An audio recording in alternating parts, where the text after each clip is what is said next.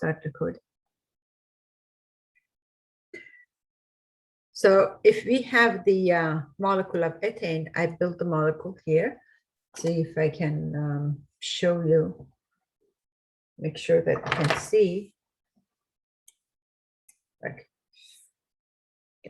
when you look through carbon-carbon bond, so basically we know that ethane has 2 carbon, but we are looking through carbon-carbon bond in a way that one carbon is hidden behind the other carbon.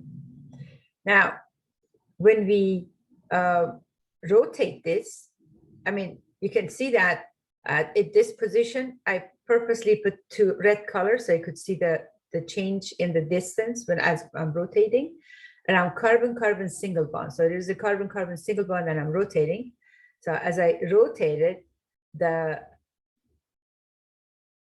in this position, when I have 60-degree rotation, the distance between the 2 hydrogen from the hydrogen from one carbon and the hydrogen from the other carbon is increasing. So this is like this is the case that you could actually see the hydrogen from your view if you are looking through carbon 1 and the carbon 2 is behind it. Okay, so you could see both hydrogens. I'm trying to like that. See, you don't see the carbon, but you could see the hydrogen. If I rotate it again another 60 degree, it's going to be covered by another hydrogen, so with a line, and continue rotating, you would see that it's coming out again. You can see it. So when you can see the two hydrogens, or the hydrogens from attached to the carbon number 2, this is called a staggered position, and that's what we have right here in this configuration. So we have staggered, all hydrogens are visible. When it's eclipse, 3 hydrogens are visible and the other 3 hydrogens are hidden behind. So when they are hidden behind, that's one thing. The other problem is like that if you take the measurement between the 2 hydrogen, it's the closest. And in organic chemistry, same thing that you had for general chemistry, that the electrons did not like each other. In organic chemistry, groups, they don't like each other. So when it's hydrogen only, you have 2 hydrogen because they are not too bulky. It's more manageable for the molecule. It can actually handle the situation. But if you take the hydrogen out and you place another carbon, basically you are moving from ethane to propane. Okay, so you go from ethane to propane. What's going to happen when you go from ethane to propane? We are looking at the same situation with exceptions that one of these hydrogen is going to be CH3, which is a more bulky group. So just before moving to propane, I just want to emphasize on that when you have a staggered, which basically hydrogens, they have maximum distance from each other, it's more stable than when it's eclipse. When we say more stable or less stable, what does it translate to? Is that the internal energy of the molecule is going to be higher when it's not stable. When it's stable, the energy of the molecule would be lower. So you have like 2 states of the energy, the minimum and the maximum here, and it's repeating itself. And this is so for molecule of ethane. At the lowest point of energy or most stability, we could see the hydrogens separated from each other with the 60-degree angle here. And at the highest energy level, where molecule is unstable, hydrogens are covering. So these extensions that we have, so basically when you are drawing the Newman projection for ethane, you would draw one circle to the best estimate. And if it's not the perfect circle, just the bonds that is showing the full length, so you have a carbon and then you have a carbon behind that. The bonds that is showing with the full length, those are the hydrogens that are attached to the first carbon, the carbon in your view.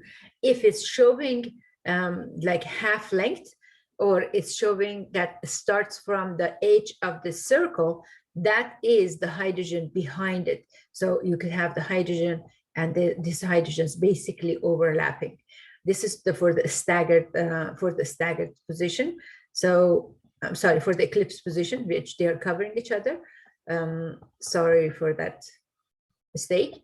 So if you want to draw the staggered, you draw the 3 full length of the hydrogens, like basically, 120-degree angle from each other.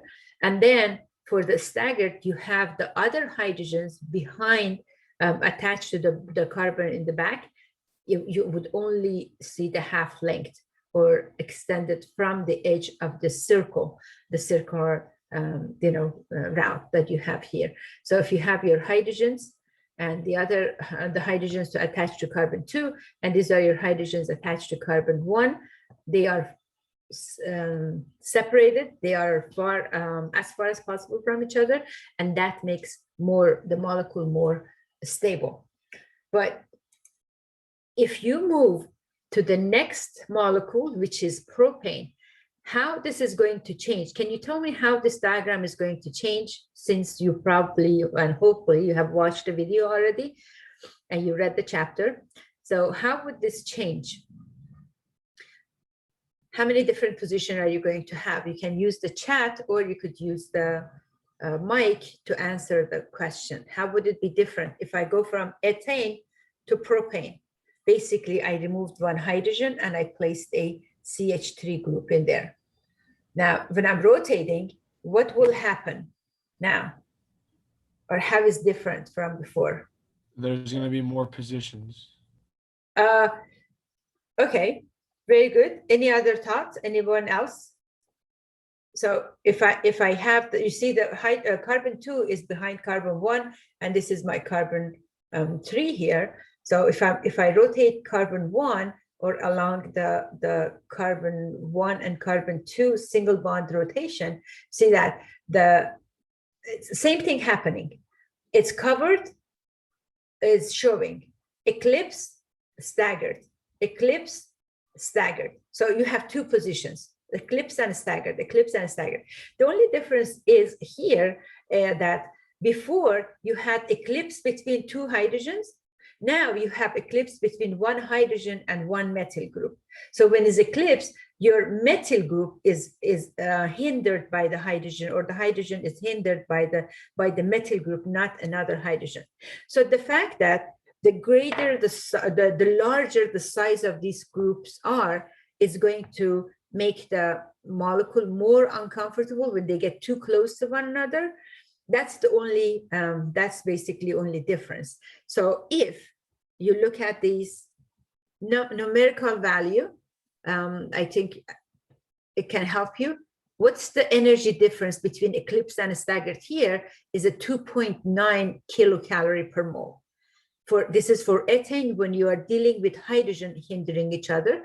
But when you go to propane and you have hydrogen with CH3 hindering each other, the amount of the energy is going to be greater, and you have like 13.8 kilojoule per mole, or 3.3 kilocalorie per mole. So 2.9 versus 3.3. So the amount of the energy or the repulsion or dislike is slightly greater, because the group that is attached now, the group that is hindered by the hydrogen, is not another hydrogen, is a methyl group. So that's the difference. Other than that, ethane and propane, they are very similar. The Newman projection is very similar. The exception is that the carbon that is at your view, carbon 1, which you can see with the full length, has 3 hydrogen attached. The carbon in the back, carbon number 2, has 2 hydrogen and 1 methyl group. And as you rotate 60 degrees, the maximum distance that you have, and that gives you the lowest energy. And then you go back, and there is like change in energy along the way, but you are looking for the 2 extreme cases: eclipse, staggered. So you have the staggered here and eclipse on the two left and right. So this is the most stable with the lowest amount of energy. Any questions about this? I have a question, Professor. So say 2 molecules are Groups. cis. It's a cis molecule. There's 2 molecules on the same side of that Newman projection. Would that be high energy or low energy? if you have two groups that are on the same side or they are covering each other, if they have close distance with respect to each other, it's going to give high energy. High energy. Yes. Okay. And if they're opposite of each other, that's lower energy. I would say it's opposite from each other. Opposite, yes, and then if they are far away from each other, would be low energy. Thank you. When they are opposite, and that means that they are as far as possible from each other, that actually is a better term. And yes, you're right. If they are opposite in the opposite direction or as far as possible from each other, that would give the lowest energy to the molecule. Now, if I change this molecule from propane to butane, how do I change it? I take one hydrogen out, and I'm going to add a my God, Victoria is there. I didn't realize. Sorry, guys. Okay.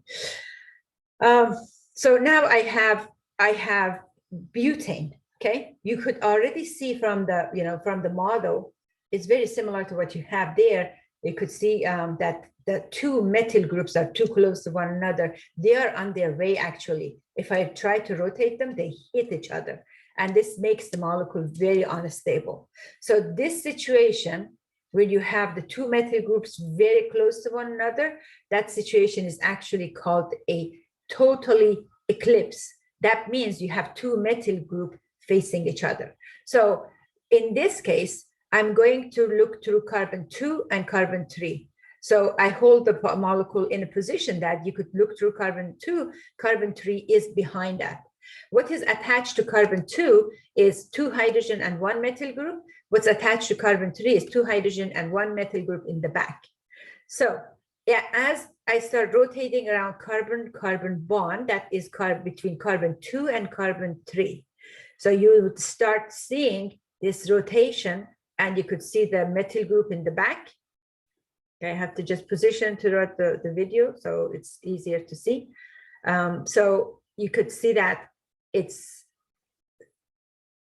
like this. Okay. So if I continue rotating, then it gets close to, or it would get close across from another hydrogen. I continue, the methyl group now is visible, is basically as far as possible from the other group. So this group is all the way up and this methyl group is all the way down. And it will continue. As I continue, it just repeats itself. Okay, now what do you expect here? Again, a lot more energy than 3 kilocalorie per mole. Do you agree with that? Because there, when we go from 2 hydrogen to 1 hydrogen and 1 methyl group, the hindrance was stronger. Steric hindrance was more significant. Now, if you are facing 2 molecules, 2 groups that they are both bulky, both of them are methyl group, they are getting close to one another, the energy in this state or in this conformation is going to be much higher than if you only had two hydrogen. And I'm going to rotate it before I move on the slides. I'm going to rotate to make it as far as possible from each other. Okay. And if you look at this,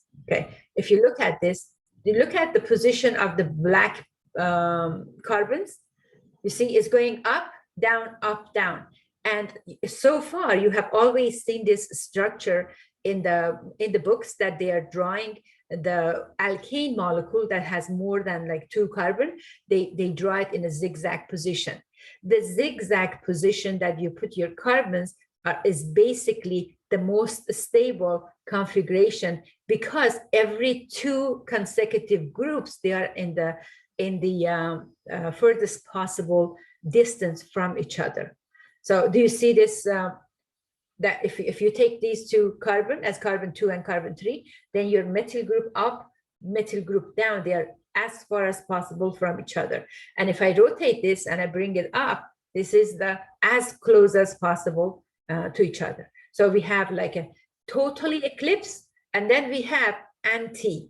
This is like anti or anti in opposite position, a completely opposite position. So basically, the bond that I was talking about or rotating was the carbon 2 and 3, and I had a methyl group attached, and I show you how the energy is changing when you are going to, as you rotate it.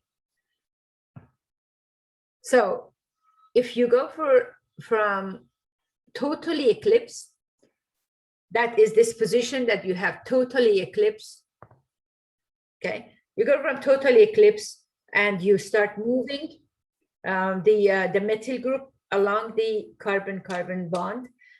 It goes like the two methyl group, they separate by 60 degrees. You would continue another 60 degrees. Then the methyl group is facing another hydrogen in the back. So it's kind of eclipse, but this eclipse is more stable than this eclipse.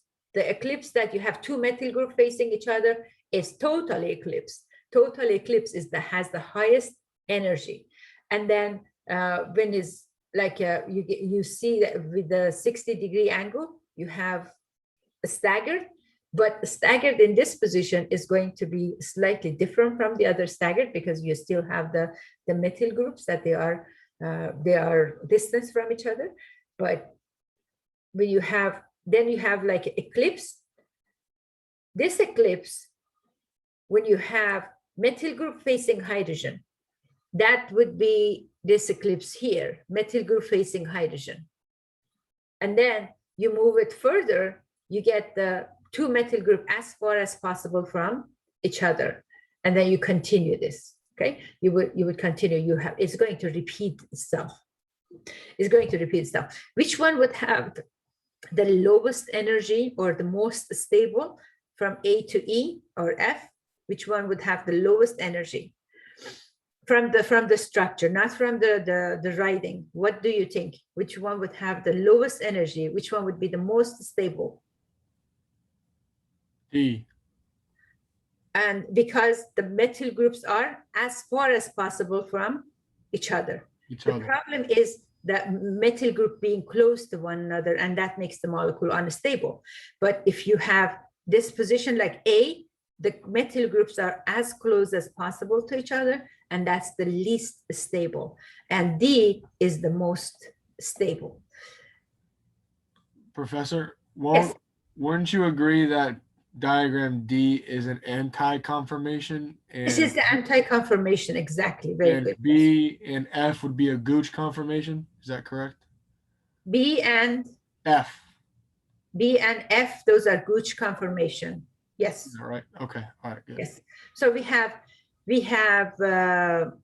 different terms that is used because they just want to differentiate between the ethane and propane and butane, because here you're looking at the two methyl groups that they are too close to one another or as far as possible from each other. So you get like different amount of the energy. So now that you said it, which one would have higher energy between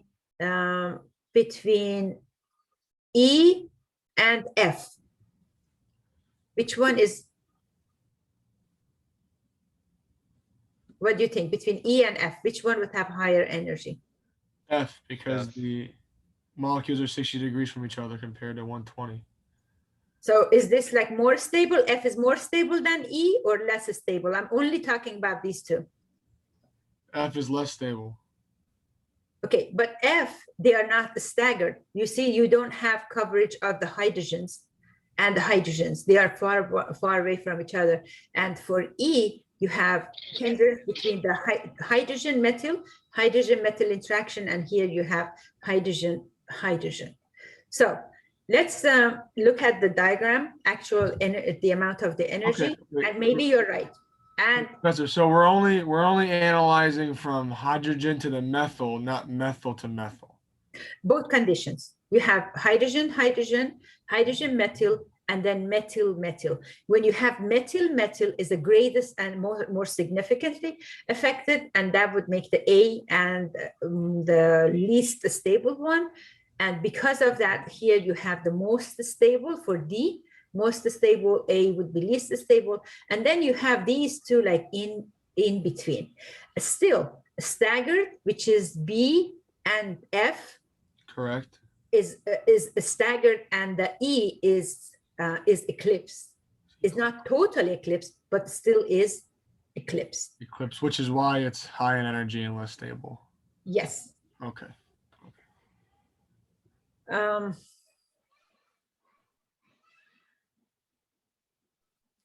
Okay, we talked about this already, so we're just going to look at the energy diagram now. So, E, sorry, A with the maximum energy, we agreed on that, D with the lowest, and then you had the, you have B, which is staggered, okay? They are close to one another, but they are not covering. And then F also, staggered, and this is going back. And here, E is eclipsed.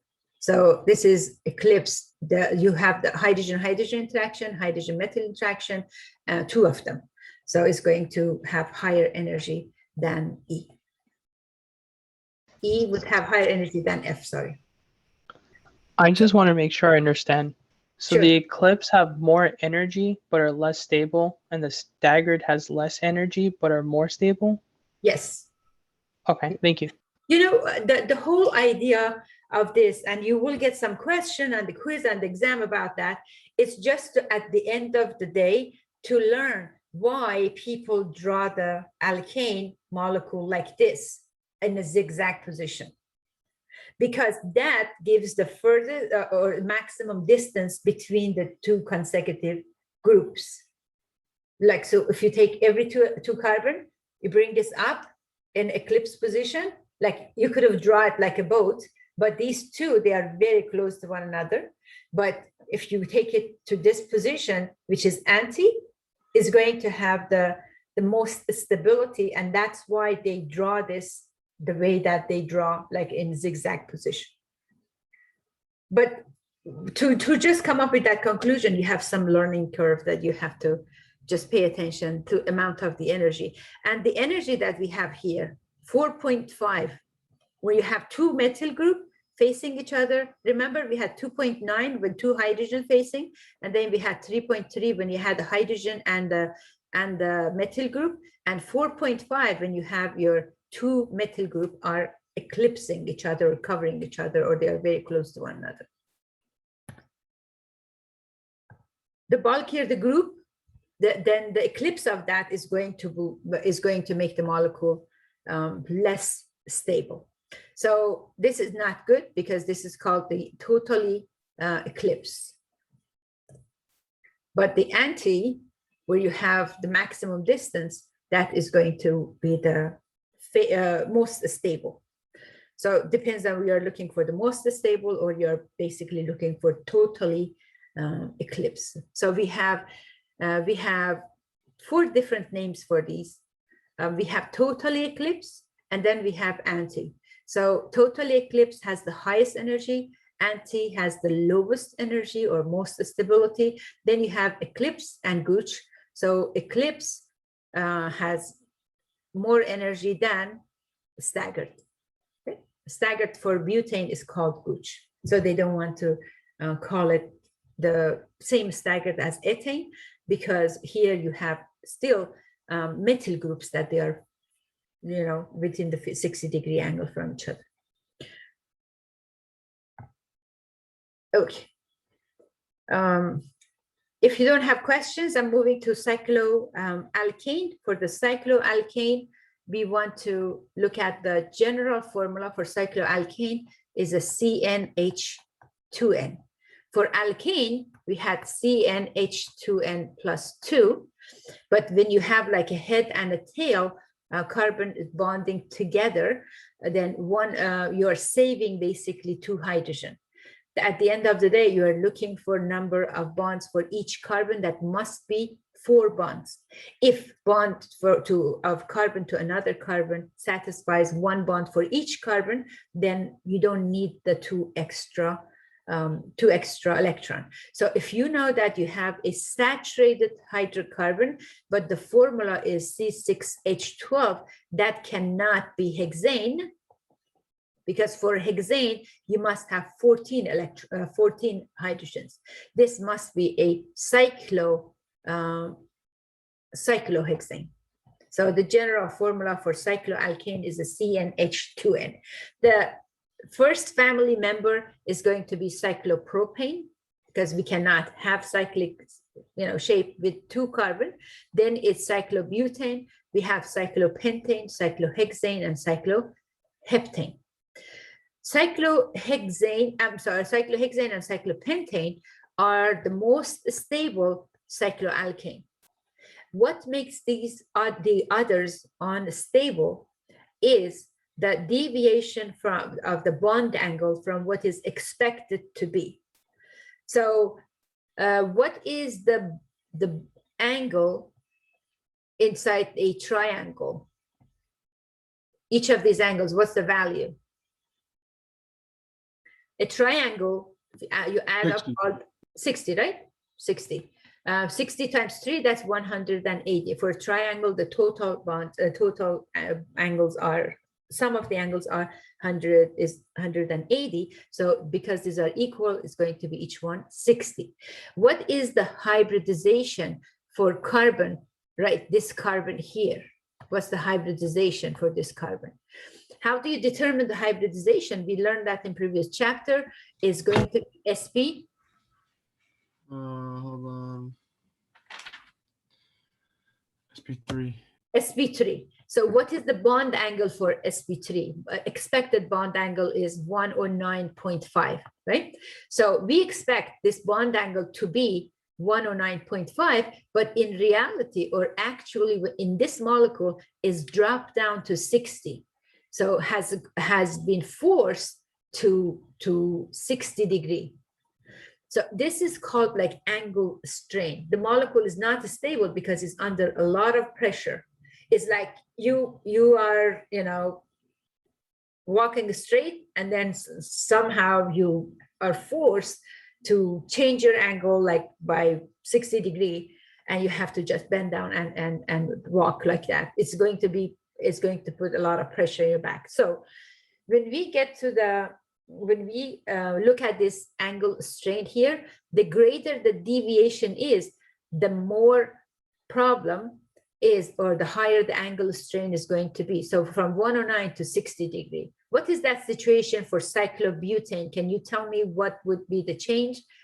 The hybridization still is sp3, right? Because nothing changed. You have 4 single bonds for the carbon. So it's going to be sp3. What's the bond angle for cyclobutane? Is a square, and each angle is 90 degree. No, it's 90 degree. Each angle is a 90 degree, because you have the and the total is 360. So each one is 90. So in this case, it's going from 109.5 to 90 degree. This is for cyclobutane. For cyclopropane is going from 109 to 60 for this. So for 5 carbon, when you have cyclopentane, the hybridization is sp3, is expected to be 109.5, and now is going down to 108. Okay, it's going down to 108. So if it's going down to 108, then what does it, that's why I said earlier that cyclopentane is more stable than the other 2. Same thing for cyclohexane. And for cyclohexane, it would be a different reason, which we are going to look at it soon. So the shape of the cyclohexane, when it's in the chair conformation of the cyclohexane, the bond angle is very close to 109.5, is going to make the molecule more stable, because it's not being forced to stay in that position. That's the most comfortable position for the cyclo. And then this is not going to be stable. Cycloheptane, it doesn't matter, like if you have larger or greater bond angle or smaller. We're talking about deviation from the expected. Expected is 109. The higher, the distance or the value difference is the factor, but not how high or how low it is. So it's going to, and then if you go to cyclooctane, that's not stable at all. So you're not going to have that in a planar position. It probably is going to bend and fold to lower that angle strain because it's too wide open. Now, how would you calculate this to be 108? Sure, it's like you have five side here. So 5 minus 2 times 180. This is the total. Okay, 3 times 180, that would be 540, and you divide by 5, you end up with 108.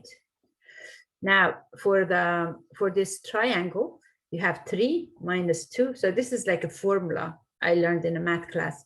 3 minus 2 times 180. This is for triangle. So when you have 3 sides is 180, and then you have 3 angles. They're all equal. You get 60. Same thing for the cyclobutane.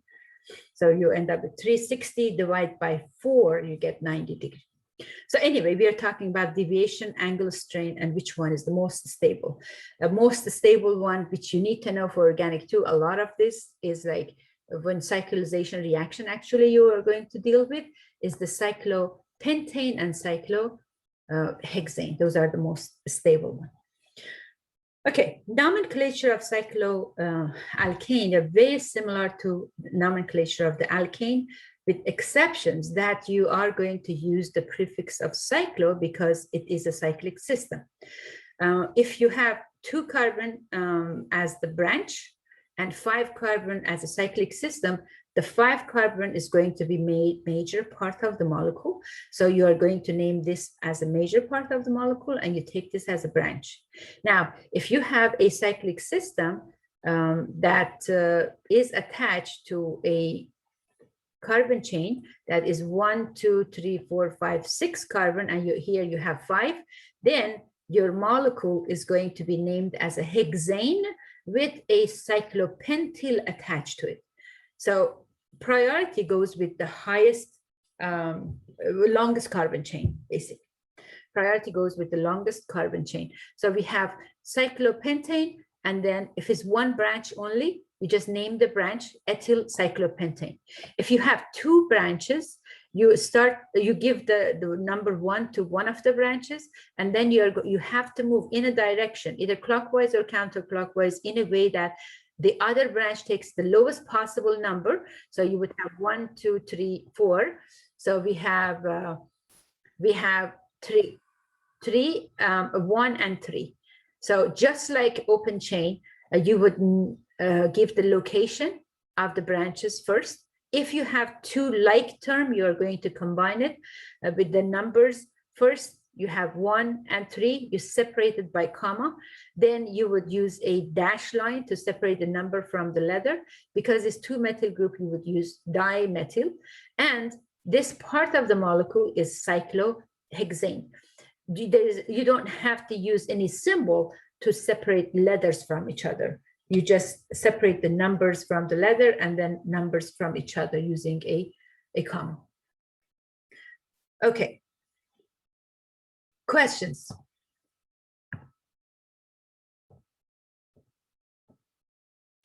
So, Professor, so only the structure with the more carbons gets treated as major first. part, yes, major for now. When we are dealing with the alkane and cycloalkane, yes.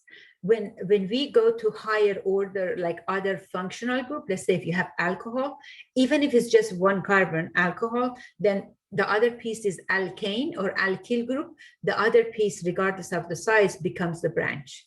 When you get like CC double bond, the other piece is a single bonded group, then the other group is going to be considered as a branch. But for now, you count the number of carbon if you have a cyclic system with carrying a branch, or you have a branch carrying a cyclic system, you count which one takes the priority based on the number. Exactly.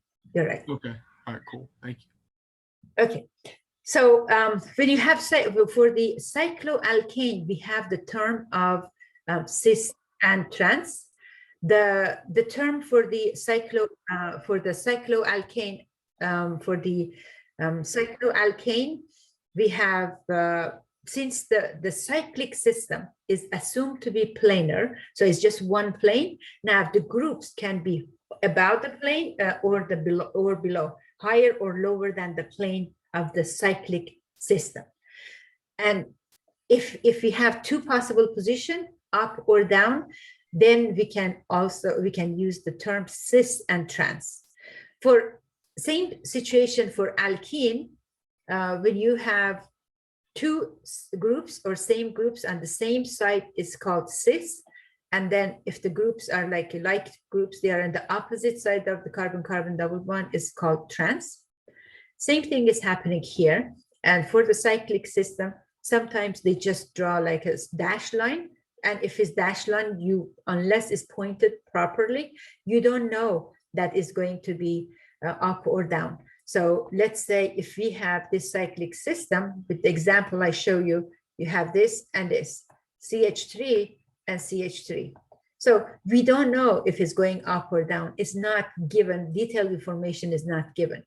But when you come to this position, like if it's clearly showing that the CH3 is up, the CH3 is down, or you have this situation here, wedges and dashes are used. Dashes means that it's going down, CH3 going down here, another CH3 is going down. So this must be cis.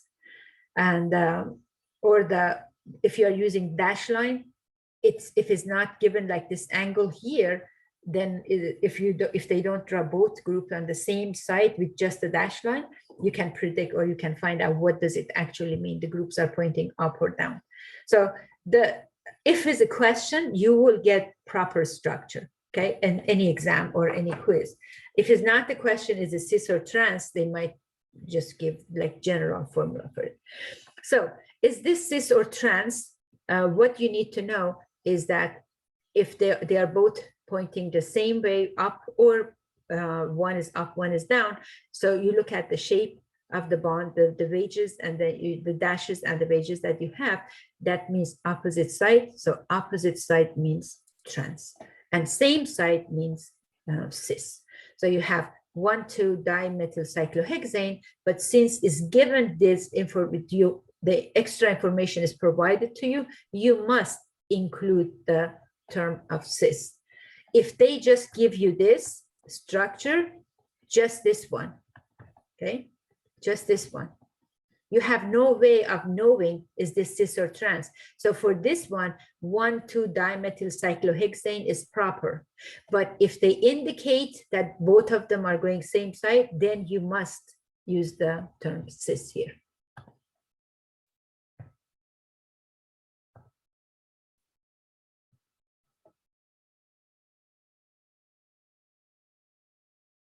Okay, I think I talked about this already, the angular strain of 60 degrees. And that's not, it doesn't help the molecule, is not going to be stable. The explanation of the angle strain was presented by the scientist.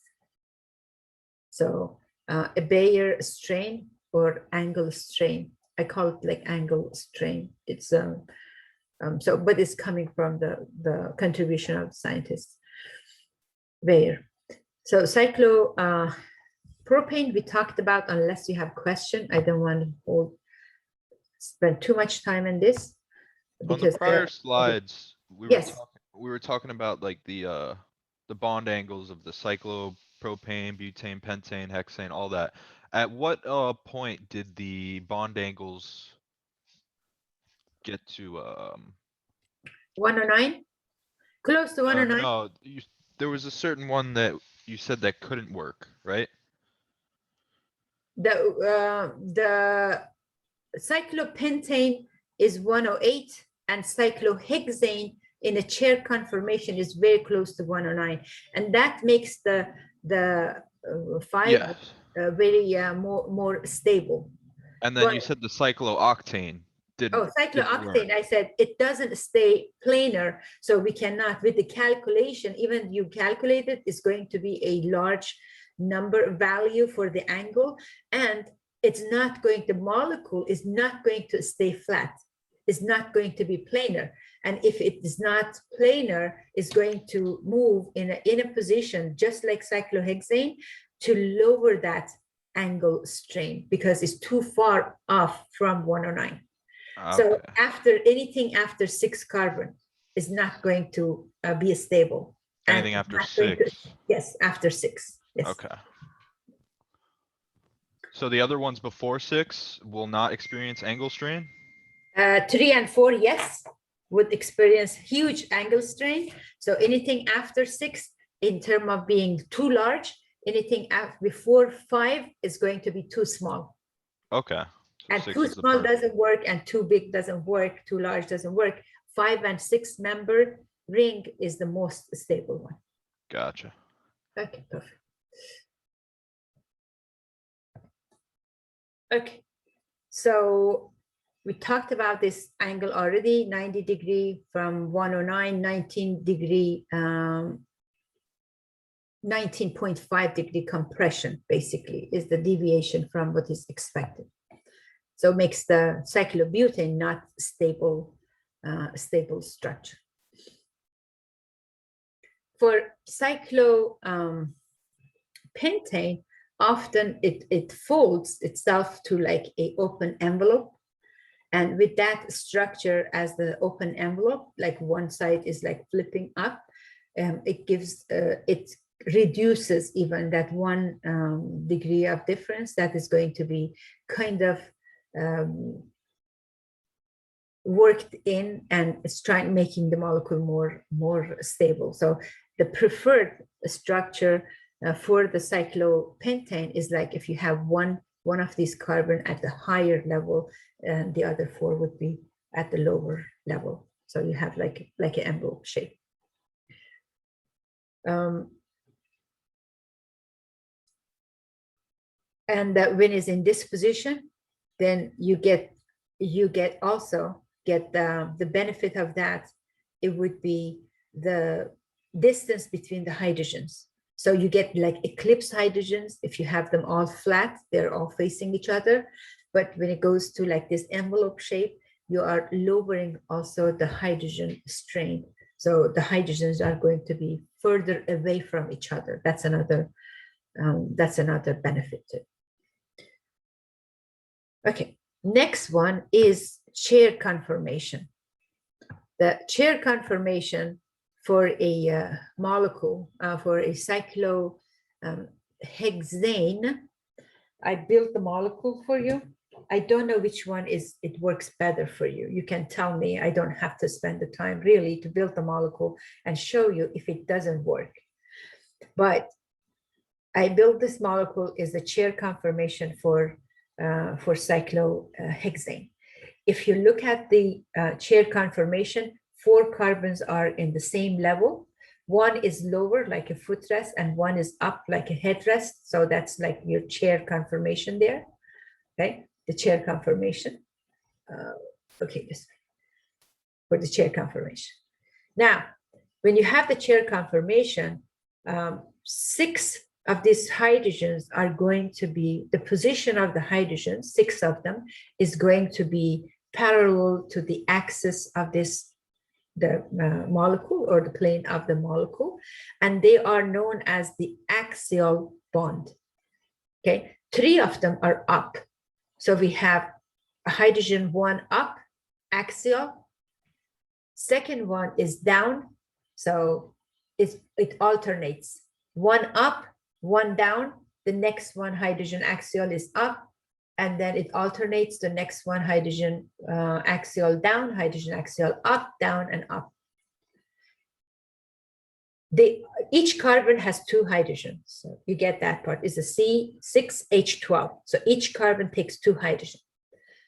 If the axial is up for any given hydrogen, the other carbon is going to be down. And the other carbon down is called equatorial. So we have axial and we have equatorial. Each carbon has one axial, one equatorial, one axial, one equatorial, and it does alternate. Let me try to draw this on the structure that I have here. So for this molecule, when the axial is up, I'm going to number this carbon 1, 2, 3, 4, 5, and 6. Okay, what is the position of axial hydrogen in carbon 1? Axial is up or down? Up. Axial is up. So if the axial is up, then I'm going to draw the equatorial down. And up or down is with respect to this carbon, okay? This is the point of reference. Is not to the plane, is not, you're not comparing to this position here, okay? So equatorial would be down.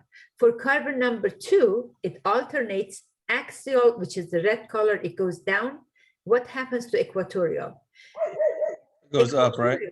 Equatorial would go up. So I have equatorial up. For carbon number 3, what's the position of the axial?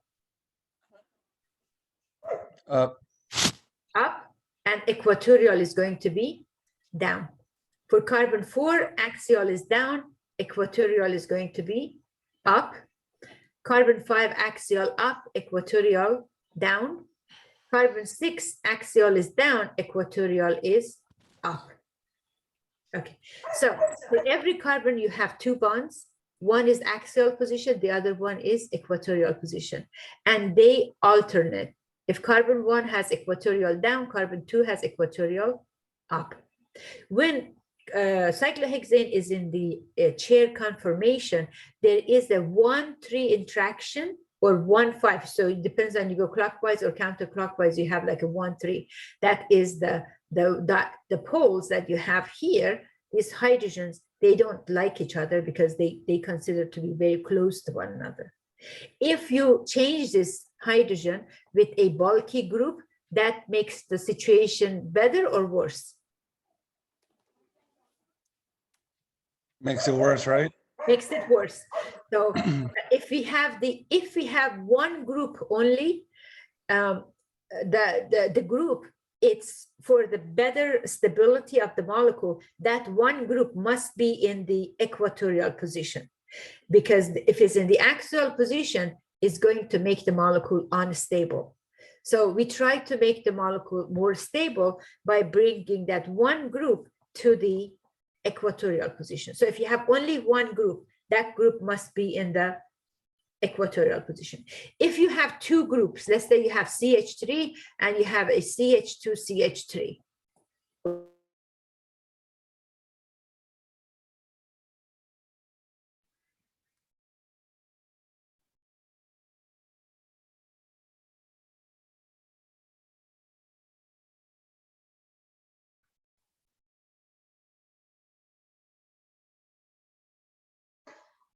If you have 2 groups, I'm going to have to talk about it until I get the surface on again. If you have 2 groups of, let's say, CH3 and then CH2CH3, which one should go on equatorial? For most stability, the bulky one would go to equatorial. I hope you can hear me, and I'm waiting for the surface to boot up again because it just died on. Okay.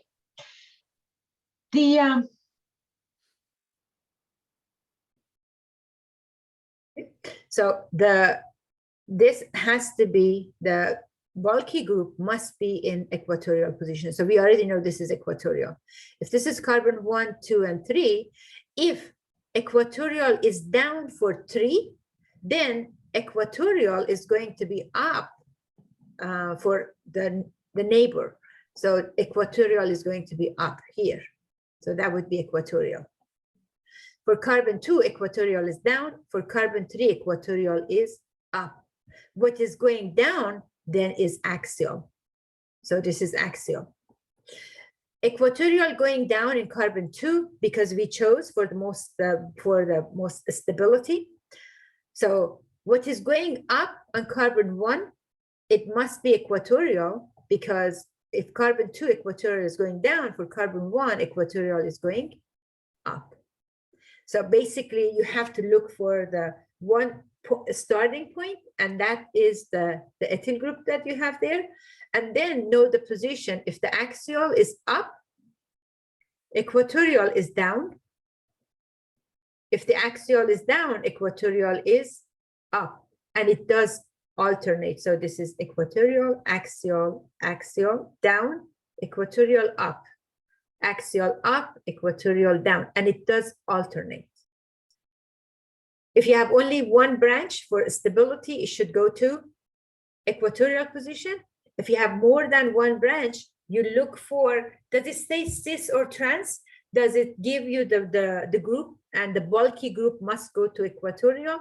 So those are the hints that you can use in order to answer questions like that.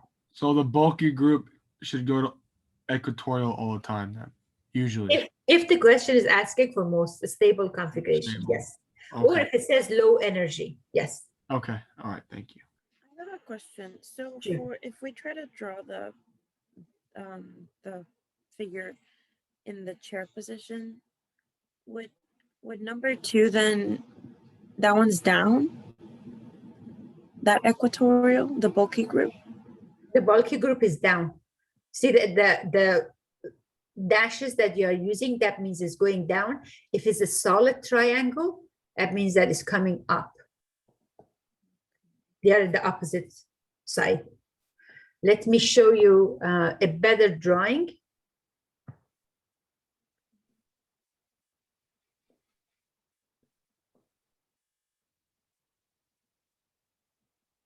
And we know, okay, sorry, I'm just trying to like wrap everything around my head. So, and we know that that one has to be equatorial because it's bulky, but what if they were all CH3? If they were all CH3, then it doesn't matter. It's the same energy. Good question. It's going to be, so you just have to say, because it alternates, one is up, one is down, and then the other one is, okay, if they were all CH3s, don't know if the drawing went away or not. Let me see if the drawing, no. So I lost that drawing, it's okay.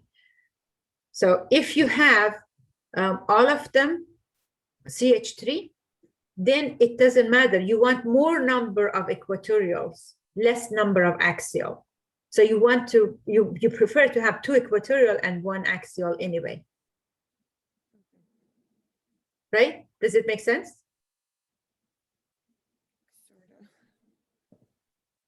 I'll give you example again. So let's say this is up. Just know that when it's a solid triangle, that means up.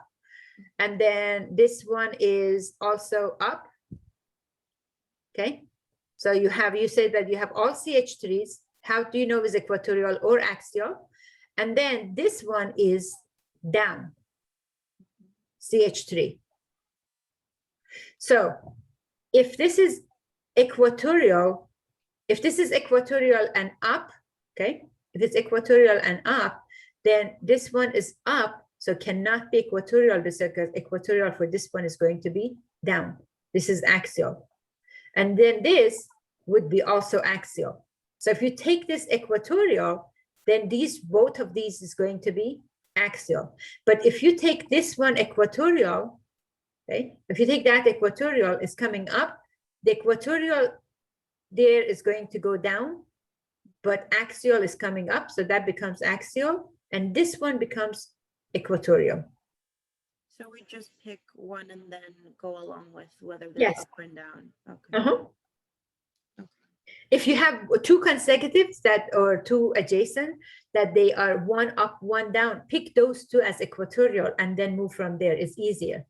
But what you need to know that if the equatorial is down in carbon 2, equatorial is up in carbon 3. It alternates. So when you see two that up and down, then you can pick both of them as equatorial. It makes it easier if it's like a, and then the other cases that you see, like a lot of examples, and when you master this, is going to be like when you are done with your chapter assignments, and also end of the chapter problem. You cannot just learn everything in class. I'm just teaching you how to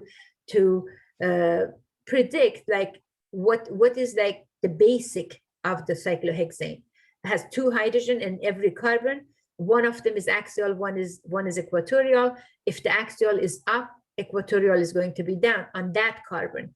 An adjacent carbon is going to be the opposite. If the axial is up for 2, axial would be down for 3, and then equatorial would be up. So you just have to look at this pattern. It does take practice though. It does take a lot of practice, but it's not impossible. It's not, it's going to make sense because you want to, there's one fact that you don't want to forget. The bulky group goes to equatorial. If it's just one group, it would be on the equatorial. And if you have more than 2 groups, the more equatorial, the better, more stable. So, okay. So, if I were, so if they have to be axial and equatorial, it would always be more stable or just much better if they're all equatorial or up with the little wedges. Not up, equatorial. The more equatorial, the better. Okay, the more group on the equatorial position, the better. And if you have a bulky group, you want that bulky group to be in the equatorial position. So you remember the red colors, they were in the axial position. By flipping the head rest and the foot rest, I changed that to, now the white ones in the axial position, they are straight up or down, and the side ones are the red colors. So that shows in here flipping the ring. When you flip the ring, axial becomes equatorial, equatorial becomes axial. And if you pay attention to the arrow, the size of the arrow, the double arrow, which is the equilibrium, is the same. It doesn't say that which one is more stable. It just flips back and forth.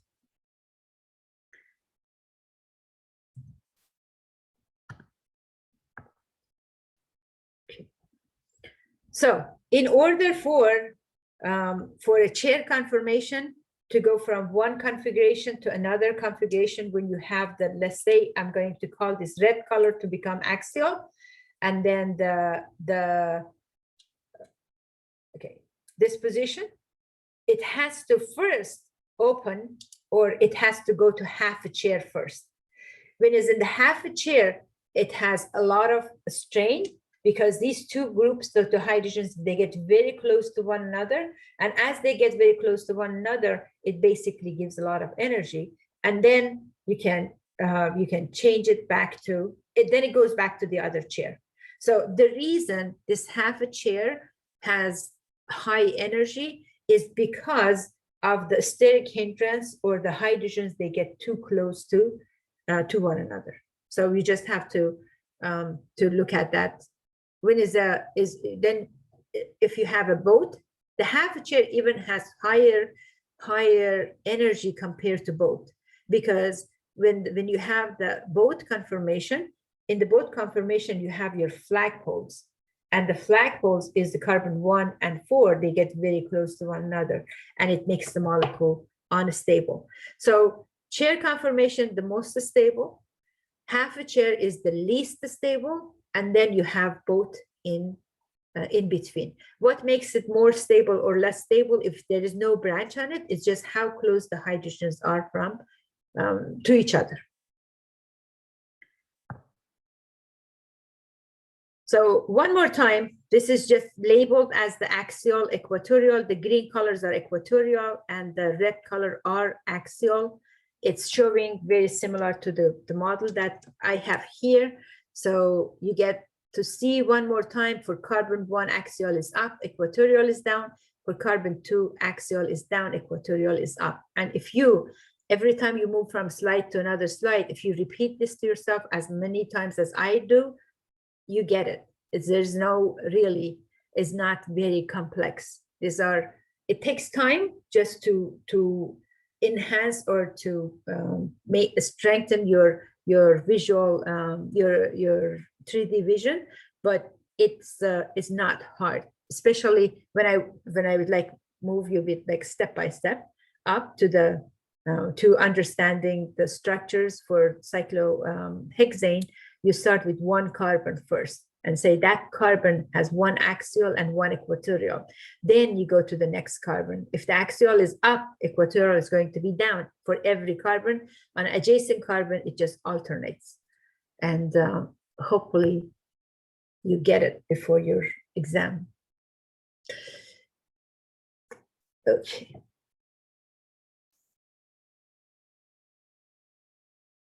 And from one chair to another chair, it's possible this is taking place. Room temperature is going to be enough heat, or it can provide enough energy for one chair conformation to go to another chair conformation. So what is happening, like if you have the green color in the equatorial position in the first chair on the left side, on the right side, you get the green color in the axial position. So basically all axials would change to equatorial and equatorial would change to axial.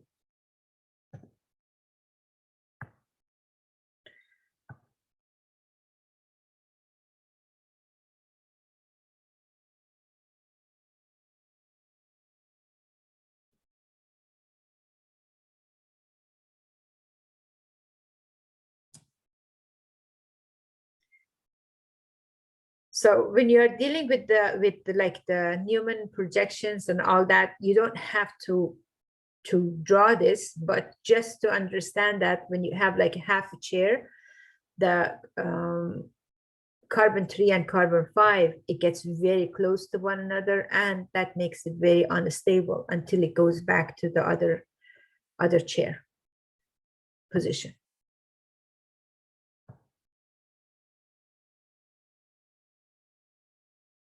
So this 1-3 interactions, I said it first and still is repeated here. You see that 1-3 interaction in every chair conformation. So either side you count is going to be 1, 2, 3. So you have these hydrogens close to one another, or 1, 2, 3, these hydrogens or this methyl group you have here is going to have interaction. So position 1, 3, and 5, the axial positions are too close to one another. But if you place that methyl group in the equatorial position, you are trying to avoid this hydrogen diaxial interaction. And that's why if you have one branch, I keep saying that place that one branch in axial, in the equatorial position for most stability.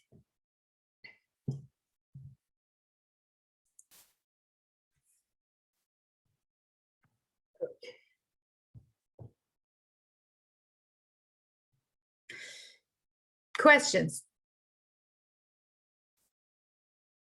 Okay, 1,3 trans 1,3 dimethyl cyclohexane.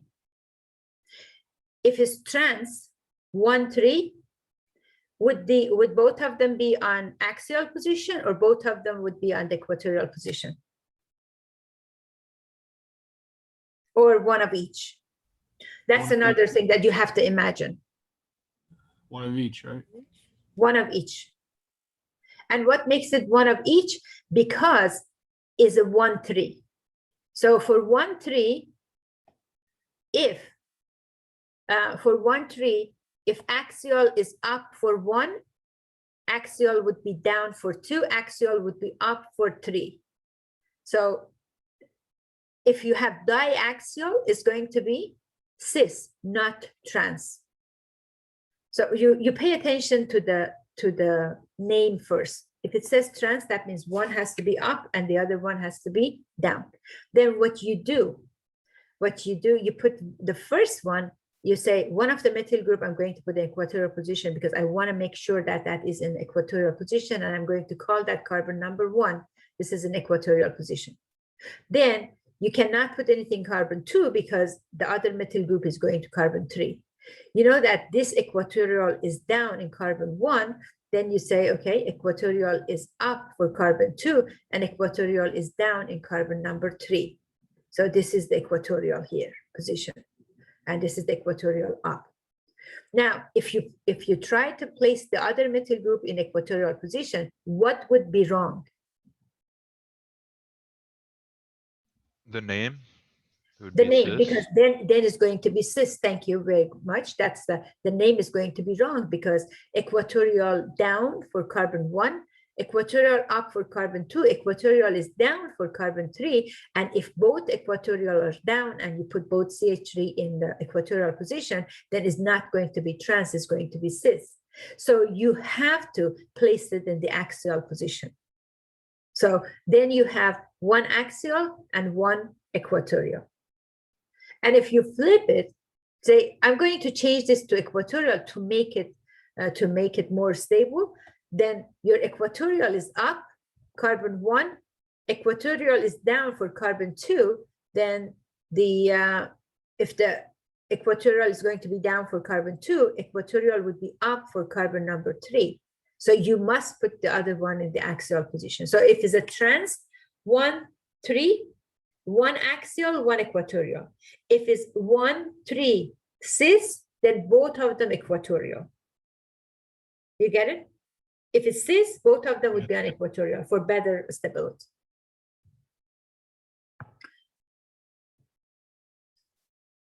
And for 1, 4, you can just practice that. For 1, 4, what would be the best situation? You always take one in equatorial position and try the position for the other one based on the name. Is it cis or is it trans? So 1, 4 di-equatorial is trans. 1, 4 diaxial is trans, but 1, 4 equatorial axial is cis. So if it's cis, it's going to be one axial, one equatorial, and if it's trans for 1, 4, is going to be both axial or both equatorial, and you prefer both equatorial.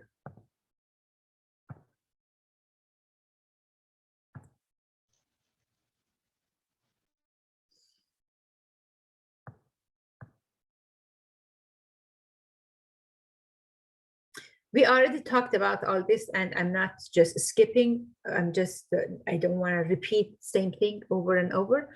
It is saying that if you have two groups, the bulky group must be in equatorial position for the most stability.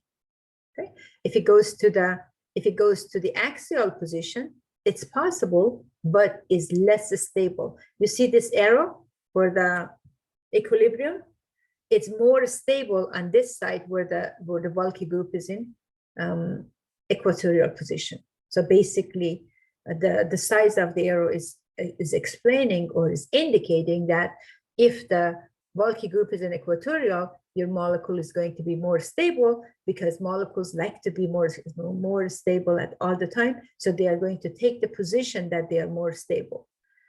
So we would go to this position where bulky group is in equatorial position. Same thing down here, and it's very similar. Equatorial, more stable, axial, less stable. So the molecule doesn't want to go to. I have a question about that. Why are the groups there? Why are they opposite? It's just saying if you had, because it has to be cis or trans. What is it? I need to get a question. I don't know. So the way I'm seeing the one on the bottom is you have the bulky group is equatorial, right? Yes. And then you have the methyl group, which is axial, but shouldn't that be equatorial? Okay, so we have two different structure, two different name basically, and I think you were the one saying that pay attention to the name. This is trans structure, okay? This is a trans structure, and this is the cis structure. Oh, okay. Yeah. For the cis structure, and that is a 1, 3 or 1, 4. For 1, 3, then if it's cis, both of them are axial or both of them are equatorial. But if it's trans, one is going to be axial and one equatorial. And it's saying that if both of them has to be equatorial, the bulky one has to be in the equatorial. And still the bulky one is in the, as long as the bulky one is in the equatorial. But if you have a choice of one axial, one equatorial, then you want to make sure that the bulky one stays in the equatorial. All right, I see.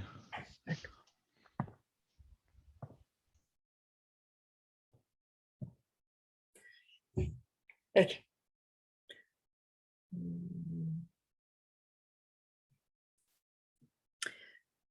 By Cyclo systems, these are the organic molecules that they have two rings that they are joining. They are joined. Sometimes it's the spiral, they only share one carbon.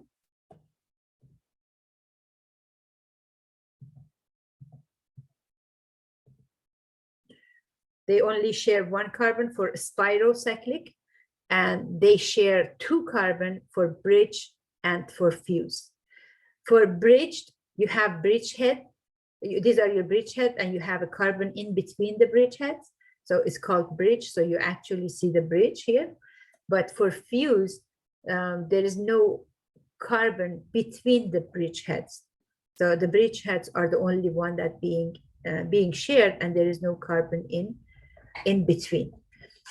So you are going to use, the only difference is that you are going to use a bracket, and you are going to count the distance or count how many carbon is between the bridgeheads in between the two bridgeheads in three different routes. So if you take this one and you go down here, you have one carbon and two carbon, so you have two.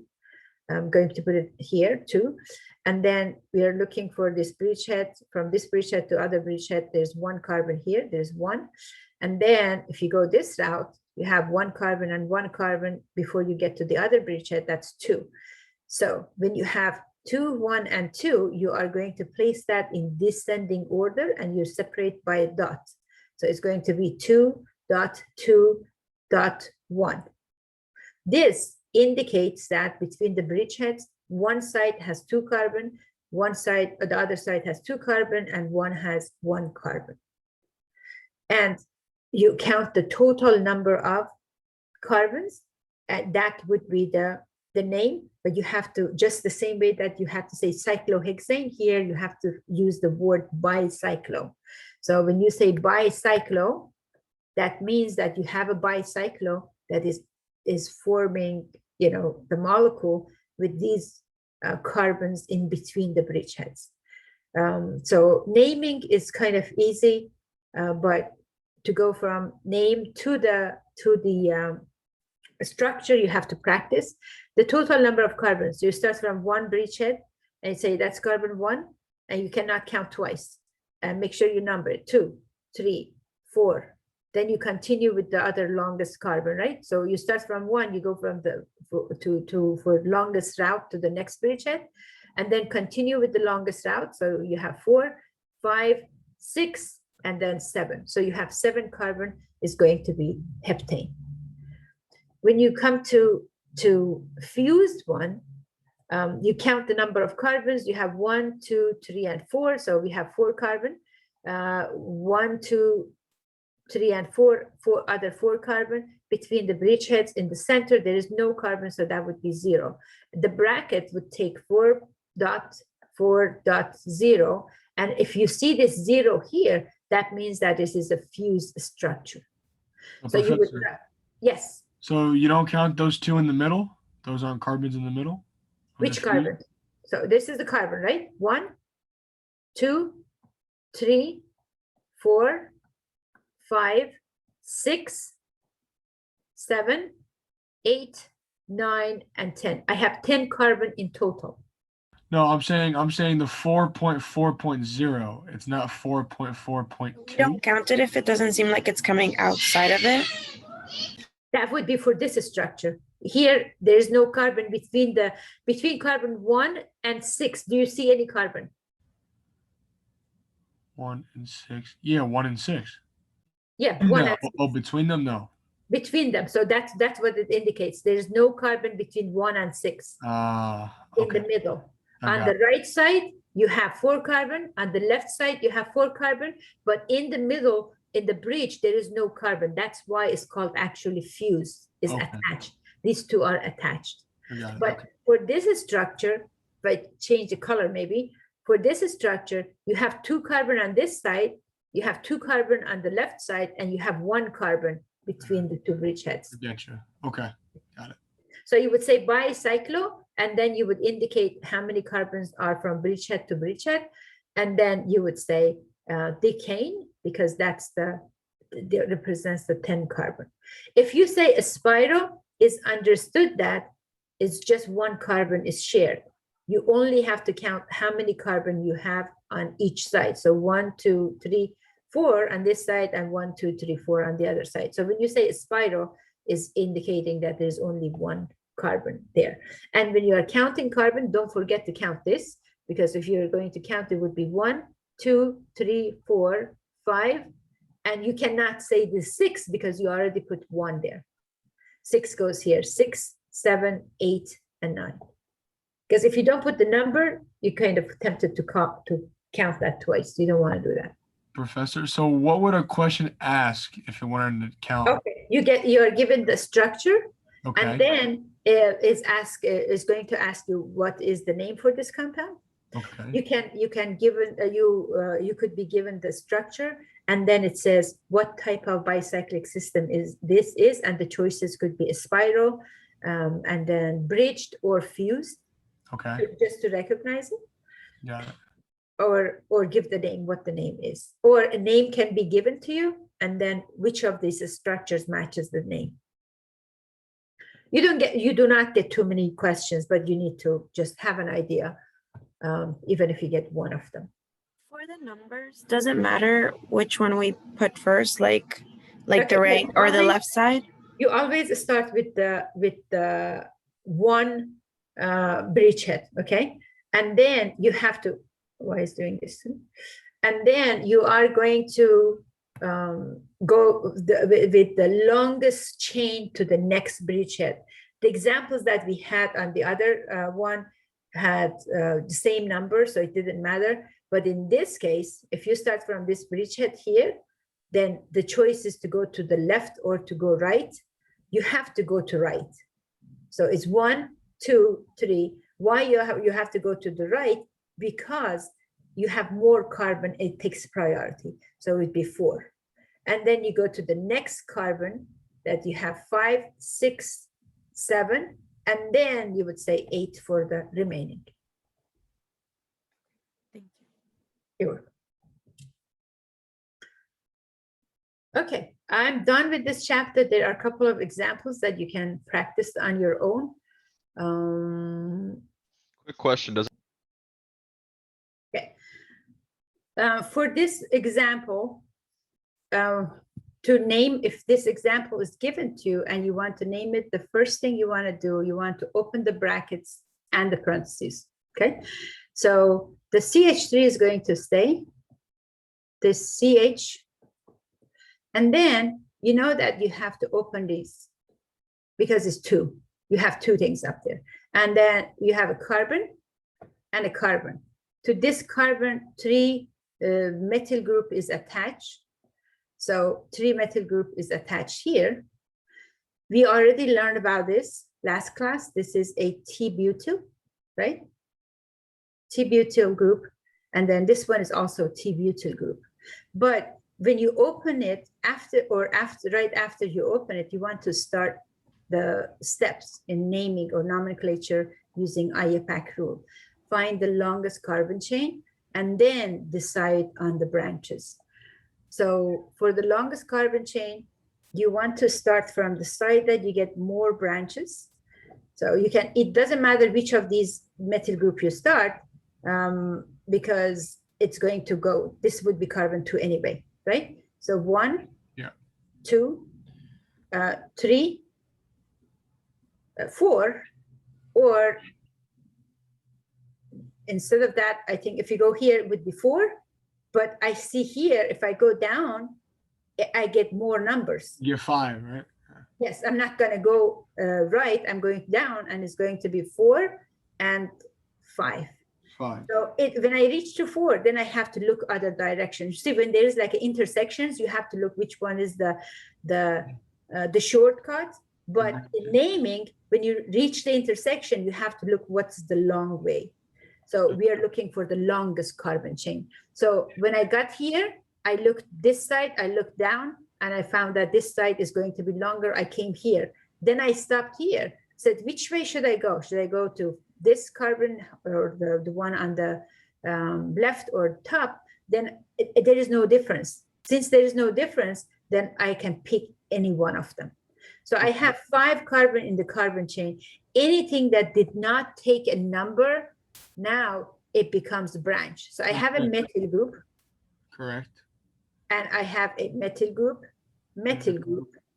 and I have 2 more methyl groups here. Okay. Are those all substituents? You know it, right? Yes, the substituents, yes, Yeah, because they didn't take the number. So they didn't take the number. So you have 2,2-dimethyl, right? You have 2 methyl group on carbon 2.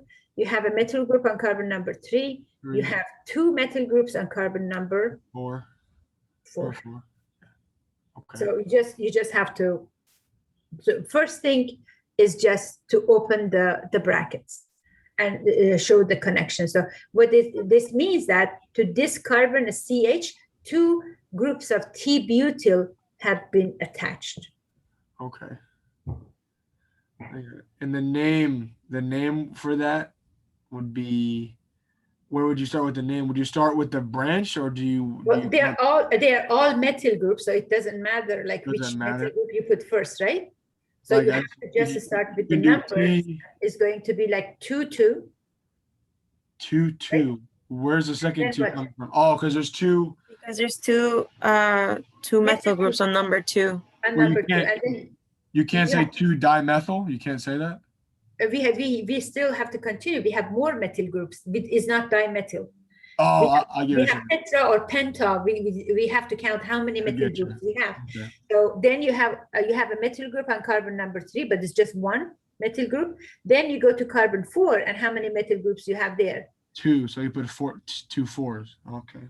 4 4. And then since it's like 1, 2, 3, 4, 5 of them is going to be penta. Methyl. Pentamethyl. Yes. And then it's a coincidence that is a pentane also. So pentamethyl. Pentane. Pentane. Yes. So you have di, tri, tetra, penta for 5. For 5, right? Okay. Yes. And then pentane for the alkane name. Got it. Thank you. You're welcome. Okay. Sorry. So when would we use TERT and ISO and SEC if we can't use it in this kind of naming? Okay. Let's say you have a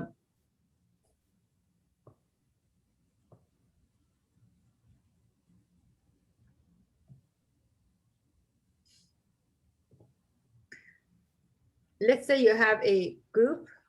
Let's say you have this, and then you have, what would be the name?